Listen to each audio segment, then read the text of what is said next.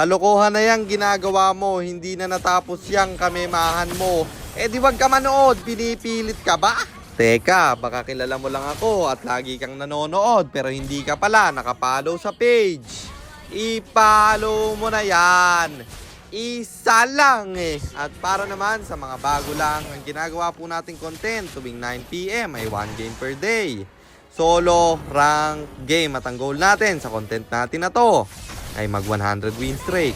Hi guys, nandito na tayo sa 463rd day ng 1 game per day and ang standing natin bago yung game na to ay 389, 73, 389 wins and 73 losses. At dito sa game na to, akala ko magre-retry na yung S2, buti nag-roam na lang daw siya. At ang lalambot namin dito, tingin nyo, kami ba ay mananalo? So ayon, nandito na tayo sa pang-apat na raan at 63 araw ng isang game kada araw. Digmaan na! Ang rotation na ginawa ko dito ay red first, kaya ang ikot sana natin papunta sa top. Pero nung nag-wanderer ako, merong jungler sa green farm bro at tinulungan pa tayo ng Sicilian, kaya siya ang una nating mapapatay. Sabay kuha ng red buff niya, gap yung Hanzo dito, kaya yung turtle libre naming nakuha bro. Level 6 na ako, level 3 lang siya. Yung CC naman ng ating punterya at siya'y mamamatay rin. Siyempre pe-plating pero walang dumipensa sa kalaban, kaya tinuluyan namin yung Torre sa top lane. Tapos dito naman sa baba, low HP yung Rafaela, kaya pinasok ko na at siya'y mabibigyan. Dito naman tumalon yung Hanzo nila at hinabol namin sa tao or sa katawan niya at siya'y mabibigyan. Sabay diretso sa turtle dahil walang retry holder at libre ulit namin yung nakuha. Tapos dito ko na ginulat yung Lunox nila. Kung ako yung Lunox dyan, mapapapitlag talaga ako. Bigla ba namang nauubos yung buhay ko? Eto pa isa, kakabuhay niya lang nabigyan na naman. Sabay kuha ng blue buff nila. Babasag sana ako sa gitna pero may Hanzo, kaya in-out ko na lang. At binalikan natin yung Lunox. Target lock ka sa akin boy. 3 beses na siyang namamatay ng sunod-sunod. At nakuha pa namin ng libre yung turtle pre. Tapos diretso sa top, nagpapanggap na damo yung CC. Akin siyang aabutan na pa-vengeance pa, pero wala ring nagawa.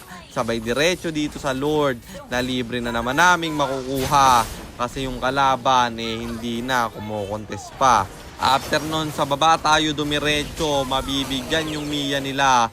Yung Lunox makakalight kaya makaka-out pa siya. Dito naman tumalon yung Hanzo pero tinalunan rin siya ng Hellcurt at siya pa yung namatay bro. Sabay abang ako dito sa CC nila at siya'y mabibigyan. After nun, dumiretso ulit tayo sa Lord na kukunin sana ng Hanzo pero naultihan ko at pinasok na naman ng Hellcurt bro. Walang nagagawa yung Hanzo nila, counter ba naman sa aming dalawa. Unti-unti nang nalulugi yung kalaban hanggang sa ako'y nagkamali dito. Napindot ko kasi guys yung Winter Crown nang hindi sinasadya. Ewan ko ba? Kakancel ko sana Pero dahil doon ako'y nanggigil, pinasok ko pa rin kahit wala akong Winter at narubidi. Tuloy kami ng kalaban. Na wiped out kami dito. At akala ko, talo na kami bro. Buti na lang. Umabot pa. 2 Torre lang yung nakuha ng kalaban na amin pang nadepensahan. Sabay tingin sa item ng Rafaela at nung nakita kong wala siyang magic resist, agad kong binigyan. Kaya sila ay -1 at papalag na kami dito. Isa-isa silang bumabagsak bro.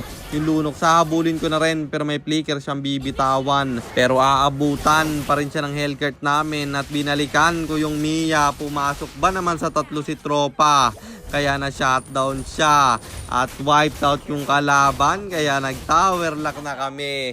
At panalo na naman tayo pre. Kaya ang standing na natin ay 390, 73, 390 wins and 73 losses. At Mythic 17 stars na tayo.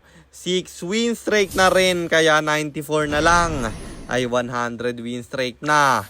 Sana meron kayong natutunan sa content natin na to. At kung meron man, pakishare lang. Then after nyo i-share, mag-comment na rin kayo ng pa-shoutout para ma-shoutout ko kayo sa mga next nating content. At i-comment nyo na rin ang inyong mga katanungan kasi baka malay mo sa next nating content, comment mo na rin ang mapili ko. At kung nagustuhan nyo yung item at emblem na gamit ko sa game na yon, eto yon: Arcane Boots, Genius Wand, Glowing Wand, Blood Wings, Divine Glaive, Winter Crown or Immortality, and then Rose Gold Meteor pang buy and sell. Emblem natin Assassin, talent natin is Thrill, Seasoned Hunter plus Lethal Ignition at syempre Retribution kasi jungle tayo doon. At kung gusto mo namang magpapilot ng ML account, mag-PM ka lang, nagre-reply ako. At syempre, may bayad yon. Kahit hanggang anong rank pwede mo ipapilot, kahit anong hero pwede mong ipaspam basta may additional payment pag magpapaspam kayo ng hero. At yun lang guys, sana nag-enjoy kayo sa content natin na to. At shoutout sa iyo Vincent A. Alcazar, kay John James at kay Joshua Montero. Maraming salamat sa inyong suporta. Ingat kayo palagi. God bless. Paalam!